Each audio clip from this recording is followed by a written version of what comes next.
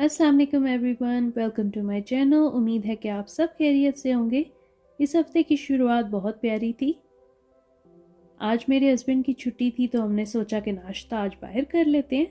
हमें 1-2 साल पहले एक पाकिस्तानी रेस्टोरेंट मिला था जिसका खाना नहायत ही मज़े का है, तो हम आज वहीं गए। माशाल्लाह रास्ते में फ़ॉल के इतने प्यारे रंग नज़र आ रहे थे। बंदा चाहे जितनी कोशिश कर ले लेकिन उस तरह से रिकॉर्ड नहीं कर सकता जिस तरह हमारी आंखें सब देख रही होती हैं। ऊपर से ठंडी हवा महसूस किए बगैर ये नज़ारे बिल्कुल अधूरे हैं। और हम फाइनली रेस्टोरेंट पहुंच गए। आज इनकी डिशेस में था butter chicken, chicken tikka, chicken कढ़ाई, कीमा आलू, चने, कड़ी, साग और मिक्स सब्ज़ी। इसके अलावा थी गोश्त की निहारी, तंदूरी चिकन, फ़िश और चिकन लॉलीपॉप। वीकेंड पे इनके पास प्रॉपर हलवा पूरी वाला नाश्ता भी होता है, लेकिन आज वीकेंड नहीं था तो हमने वेज और नॉन वेज कॉम्बो लिए। दोनों कॉम्बोज में 2 तरह के सालन और एक नान शामिल होता है। इनके पास सिर्फ टेक आउट के ऑप्शन है तो हम खाना पैक करवा के गाड़ी में ही खा लेते हैं। इससे थोड़ी दूर उनका एक नया रेस्टोरेंट खुला है जहाँ डाइन इन ऑप्शन है, लेकिन हम अभी तक वहाँ नहीं गए। माशाल्लाह इनका खाना हमेशा साफ़ सुथरा और मज़ेदार होता है। तो आज हमने ली थी निहारी, कड़ी, चिकन कढ़ाई और नान। अच्छा, रेस्टोरेंट जाते हुए हमेशा हमें ये रेस्ट एरिया नज़र आता है। अक्सर वो लोग यहाँ रुकते हैं जो काफ़ी लंबा सफ़र कर रहे होते हैं। फुर्सत थी तो हमने सोचा कि हम भी आज अंदर जाके देखते हैं कि सब कुछ कैसा है। हाईवे के रेस्ट एरियाज तकरीबन एक ही जैसे सेटअप के होते हैं, लेकिन खाने पीने की चीज़ों में कुछ फ़र्क होता है। इस वक्त काफ़ी तेज़ हवा चल रही थी और ठंड भी ज़्यादा हो रही थी। बाहर जितनी ठंड थी अंदर उतनी ही गर्मी थी, तो बहुत ही प्यारा और कोजी माहौल था। वैसे मुझे आज तक रेस्ट एरियाज पे कोई हलाल ऑप्शंस नहीं मिली। हम सफ़र कर रहे हो तो ज़्यादा से ज़्यादा एग सैंडविच पे ही गुजारा होता है। अंदर आके किसी दूर जगह जाने का जज्बा पैदा हुआ, जो बाहर आके फ़ौरन ठंडी हवा देखते ही ख़त्म हो गया। भाई अब सारे प्लान इंशाल्लाह गर्मी में ही होंगे, इस सर्दी में तो घर ही अच्छा लगता है। आज अगला दिन था और मेरे बेटे ने बच्चों के एक टीवी शो पे पिज़्ज़ा बनते देखा। उसे भी जोश चढ़ा कि हम भी पिज़्ज़ा बनाते हैं। तो मेरे पास पिज़्ज़े की चीज़ें नहीं थी। हमने डो की बजाय नान इस्तेमाल किया, पिज़्ज़ा सॉस की जगह पास्ता सॉस इस्तेमाल की और मोज़रेला चीज़ की जगह चेडर चीज़ इस्तेमाल की। मेरा बेटा इस नफासत से चीज़ का एक एक टुकड़ा रख रहा था कि मैंने कहा आज तो पिज़्ज़ा नहीं तैयार होने वाला। बच्चों के साथ इस तरह की एक्टिविटीज़ करना बहुत ही सब्र का काम है, लेकिन इसमें इनके सीखने की भी काफ़ी चीज़ें हैं। मेरे ख्याल से कुकिंग एक लाइफ स्किल है जो लड़कों और लड़कियों दोनों को आना चाहिए।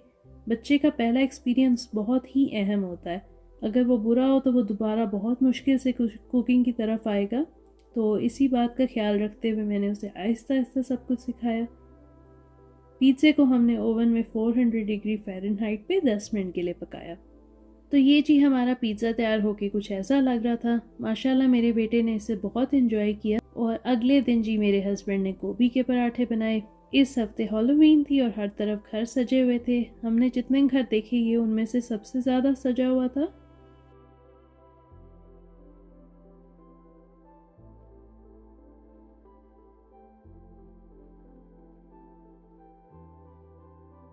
और अब शुरू हुआ इस हफ्ते का दूसरा हिस्सा, जहाँ मुझे बुरी तरह नज़ला ज़ुकाम हुआ।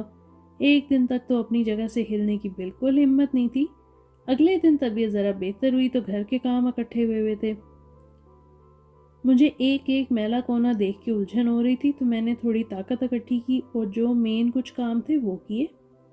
अच्छा, मैं पहले बता दूं कि यहाँ मेरा मकसद हरगिज़ ये नहीं कि बीमारी में बंदा कोई काम ना छोड़े, बल्कि मैं सिर्फ ये शेयर करना चाहती थी कि अपनी तबीयत के लिहाज से मैंने कौन से काम किए और कौन से नहीं किए।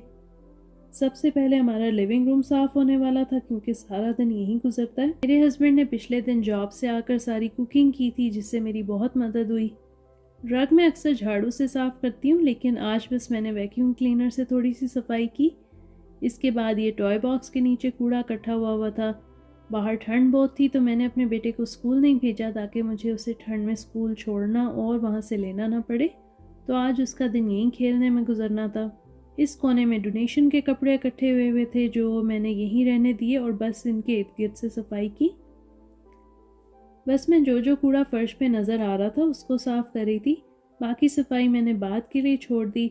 जब तबीयत बेहतर होगी तो इंशाल्लाह ये सब डिटेल में साफ़ हो जाएगा। हम घर के अंदर और बाहर के लिए मुख्तलिफ जूते इस्तेमाल करते हैं, जिससे घर ज़्यादा गंदा नहीं होता और बाहर के जरासीम भी पूरे घर में नहीं आते। और आखिर में डाइनिंग रूम का हिस्सा बच गया था, तो वहाँ भी मैंने मोटी मोटी सफाई कर ली। मैंने बेडरूम्स की सफाई रहने दी, वहाँ इतना वक्त नहीं गुजरता, तो मुझे पता था कि वो इतने मैले भी नहीं होंगे। इसके अलावा मैंने डाइनिंग टेबल की भी सफाई रहने दी। बेसमेंट की भी सफाई होने वाली थी, लेकिन मैंने बस सीढ़ियाँ ही साफ़ की। सीढ़ियाँ मैं अक्सर झाड़ू से साफ़ करती हूँ क्योंकि इनके कोनों में जाले बने हुए होते हैं, लेकिन आज अपनी तबीयत की वजह से मैंने बस वैक्यूम क्लीनर इस्तेमाल किया। मैंने सफाई की हिम्मत की तो बाहर मौसम भी थोड़ा प्यारा हो गया, इससे तबीयत और खुशगवार हो गई। काफ़ी बारिश होने के बाद हल्की हल्की धूप निकल रही थी, लेकिन ये नज़ारा सिर्फ अंदर से ही प्यारा लग रहा था। बाहर काफ़ी ठंड थी।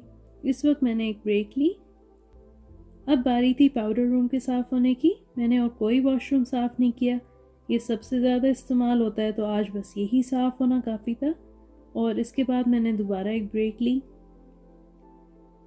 किचन का जायज़ा लिया तो कुछ ऐसा दिख रहा था, बर्तन धुलने वाले थे और फर्श भी साफ़ होने वाला था। पहले मैंने एंट्रेंस के साथ और किचन की टाइल्स मॉप की, ताकि जब तक वो सूखे मैं थोड़ा सा और आराम कर लूँ। आज कपड़े भी धोने वाले थे, लेकिन मैंने वो आज के कामों में शामिल नहीं किए। मैंने सोचा हुआ था कि जब तबीयत बेहतर होगी तो इंशाल्लाह मशीन में डाल दूँगी, नहीं तो मेरे हस्बैंड लॉन्ड्री कर लेंगे। इसके बाद मैंने किचन का रुख किया और सबसे पहले बर्तनों को डिश वॉशर में रखना शुरू किया। अल्लाह का शुक्र है इस प्यारी नेमत का, वरना इस घर में आने से पहले मैंने कई साल हाथ से बर्तन धोए हैं। एक बार बर्तन डिश वॉशर में रख दिए जाएं तो आधा किचन तो वैसे ही साफ लगता है।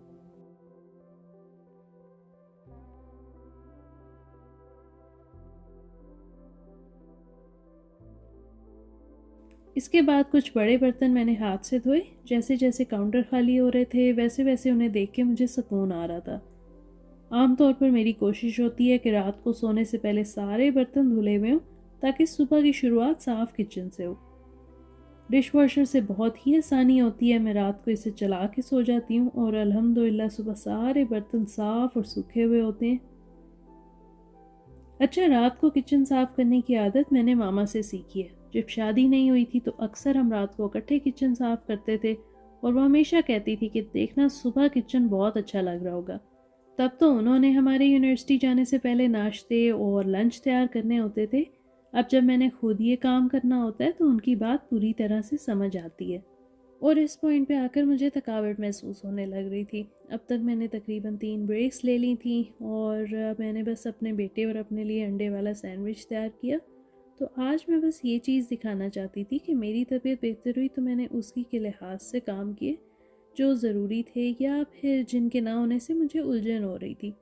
लेकिन एक मेन गौर करने की बात यह है कि जब आपकी तबीयत ख़राब हो, चाहे वो आपको खांसी नज़ला ज़ुकाम हो, तो हमारी बॉडी के अंदर वायरसेस गए हुए होते हैं, जिससे बॉडी मुस्तकिल लड़ रही होती है। बॉडी आपको सुस्त रखती है, इतनी चीज़ों से गुजर रही होती है, इस बेचारी को सारी एनर्जी चाहिए होती है। आपके इम्यून सिस्टम के सिपाही आपको ठीक करने में लगे हुए होते हैं। लेकिन अगर आप सही तरह से रेस्ट नहीं कर रहे और कह रहे हैं कि यार तबीयत ठीक है, तो आप अपने सिस्टम पे और ज़्यादा लोड डाल रहे हैं। अगर कोई आपको कहे कि भाई हमने तो इतने काम किए हैं, हम तो यूँ करते थे, ऐसे करते थे, वैसे करते थे, तो ऐसी बात करना सही नहीं है। हर बंदे की बॉडी मुख्तलिफ है, उसका इम्यून सिस्टम मुख्तलिफ है, उसको कौन सा वायरस हुआ है, किस नोयत का हुआ है, कितना उसके इम्यून सिस्टम ने जल्दी और स्ट्रांगली रिएक्ट किया है, उस वक्त उसकी अपनी इंटरनल हेल्थ कैसी चल रही थी, हार्मोनल चेंजेस, इतनी सारी चीज़ें हैं इंसानी जिस्म की जो हम पढ़ते हैं और अभी भी पढ़ रहे हैं, समझ रहे हैं। इतनी सारी चीज़ों का आपको ख्याल रखना पड़ता है। तो ऐसे आसान नहीं है कि आपको कि फ़लाँ ने इतनी जल्दी ये काम कर लिया तो मैं भी कर लूँ। तो मैं नहीं चाहती कि आज की वीडियो देखकर कोई किसी के बारे में या फिर अपने बारे में बुरा सोचे। तो आज मैंने जो काम किए वो अल्लाह मियाँ की रहमत के साथ मेरी सेहत और मेरे जिस्म की ताकत के लिहाज से किए। जब आप बीमार हों तो जितना ज़्यादा टाइम आपको चाहिए उतना लें, अपनी बॉडी का ख्याल रखें, जितना आपको सही लग रहा है उतना रेस्ट करें। और अगर कोई कह रहा है कि मेरी तबीयत ख़राब है तो इसके ऊपर कोई बातें नहीं करें। मुझे अक्सर ऐसे लोगों पे की हुई बातें सुन के बहुत दुख होता है। तो अपनी तरफ से जितना हो सकता है उतना सामने वाले की तबीयत और उसके जिस्म की ताकत को समझें। हम सब एक तरह के नहीं हैं और इसी में अल्लाह मियाँ की कुदरत है कि उसने हमें यूनिक बनाया। मैं बस सैंडविच बनाने के बाद चाय बना रही थी ताकि उसे मज़े से एंजॉय करूं और रेस्ट करूं। इस वक्त रात के 9 बज रहे थे और ये किचन की अपडेट थी। आप देख सकते हैं कि चूल्हे को सफाई की ज़रूरत है। जिस तरह से हो सकता था 2-1 दिन गुजारा चलता रहा है और चीज़ें बनती रही हैं। इंशाल्लाह जब मेरी तबीयत पूरी तरह ठीक हो जाएगी तब मैं चूल्हे उतार के सारी जगह ईजी ऑफ से साफ़ कर लूँगी। इसके अलावा ये मेरा स्पाइसेस वाला एरिया जो मैं आज साफ़ नहीं कर सकी। ये मेरा सैंडविच यहाँ चाय बनने का इंतज़ार कर रहा था। इसी तरह ये काउंटर भी साफ़ नहीं हुआ। बाकी सफाई की सच्चाई इस ओवन में छुपी हुई है जो इंशाल्लाह बाद में साफ़ होगा। इसी तरह इस साइड में हमारे एयर फ्रायर भाई हैं जिन्हें एक आध दिन पहले साफ़ किया था, तो ये थोड़ा साफ़ पड़े हुए हैं और इनको अभी कुछ और करने की ज़रूरत नहीं। ये वाला काउंटर है जो मैं इंशाल्लाह बाद में साफ़ करूँगी। बर्तन जितने हो सकते थे उतने क्लियर कर दिए। उसके अलावा स्कूल की बॉटल सुबह मैं इंशाल्लाह अपने बेटे का लंच पैक करते हुए धो लूँगी। ये सारे बर्तन हैं जो कि धुल चुके हैं। इस बोल में अभी अंडा फेंटा था तो वो डिश सोप वाले पानी से भरा हुआ है ताकि अंडे की स्मेल ना हो। चाय के लिए पानी अब तैयार है। इस काउंटर को भी थोड़ी सफाई चाहिए क्योंकि यहाँ चाय के कुछ दाग हैं। खैर मैं अपनी चाय के कहवे को अब गर्म करके दम दूंगी। चाय अब तैयार है और रेस्ट का वक्त है। ये किचन की फाइनल लुक है। अल्हम्दुलिल्लाह काफ़ी काम आज हो गया। उम्मीद है कि आपको ये वीडियो पसंद आई होगी। Please don't forget to like this video and subscribe to my channel. इंशाल्लाह मिलते हैं नेक्स्ट वीक। अल्लाह हाफिज़।